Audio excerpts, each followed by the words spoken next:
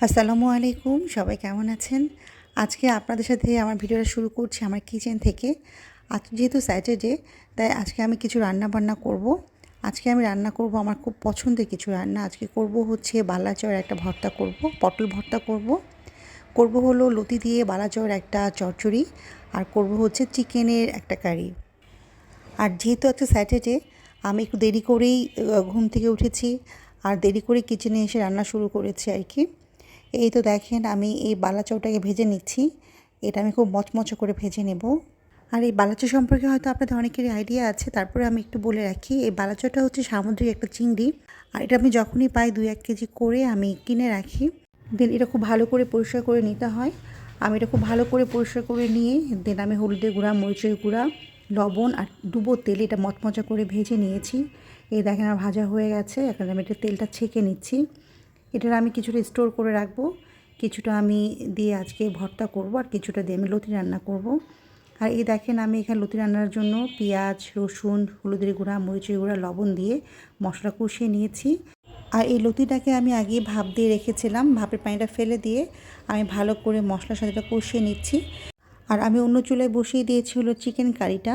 তো chicken curry রেসিপিটা আজকে আপনাদের সাথে শেয়ার করলাম না, যেহেতু আমি অনেকবারই চিকেন কারি রেসিপি শেয়ার করেছি। আর এই তো এখন আমি ঢেকে দিলাম, এটা ভাপে হয়ে যাবে।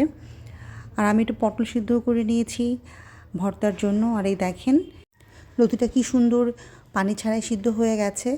এখন আমি এর মধ্যে দিয়ে দিচ্ছি হলো ভেজে রাখা বালা চাউ। এটা একটু তেলের উপরে উঠে আসলে আমি নামিয়ে নেব।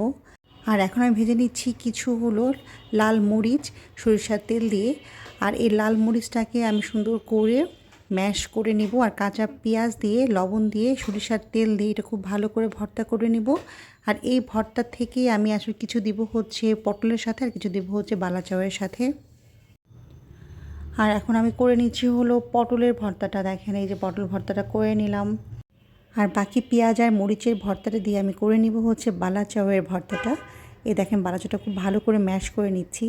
কারা কারা বালা চাউয়ের ভর্তাটা খেয়েছেন আমার সাথে শেয়ার করবেন। আর যদি খেয়ে না থাকেন তাহলে অবশ্যই আপনারা একবার ট্রাই করে দেখবেন। আসলে এটা অনেক একটা মজার ভর্তা, তা আমি বলবো সবাই একবার ট্রাই করবেন। আর এই যে আমার ভর্তা একেবারে রেডি। এই যে বালা চাউয়ের ভর্তাটা হয়ে গেছে, আর এটা পটলের ভর্তা, আর এটা হলো লতি, লতি দিয়ে আর কি বালা চাউয়ের যে চচ্চড়িটা, আর এটা হলো চিকেন কারি। তো এটাই ছিল আজকের মেনু। আর এই ধরনের ভর্তার আইটেম থাকলে আমার বেশি ভাত খাওয়া হয়ে যায়, এই জন্য আমি চেষ্টা করি ভর্তা আইটেম যত কম রাখা যায়। কিন্তু আজকে যেহেতু স্যাটারডে, আমার আজকে ইচ্ছা করলো একটু ভর্তা করতে, আমি করে ফেলেছি। তারপর 2টা ভর্তা করেছি। তো এখন খাওয়া দাওয়া করব। তো কার কার আমার মতো ভর্তা আইটেম পছন্দ, এই ধরনের খাবার পছন্দ শেয়ার করবেন। আজকে এখানে শেষ করছি। সবাই ভালো থাকবেন। আল্লাহ হাফেজ।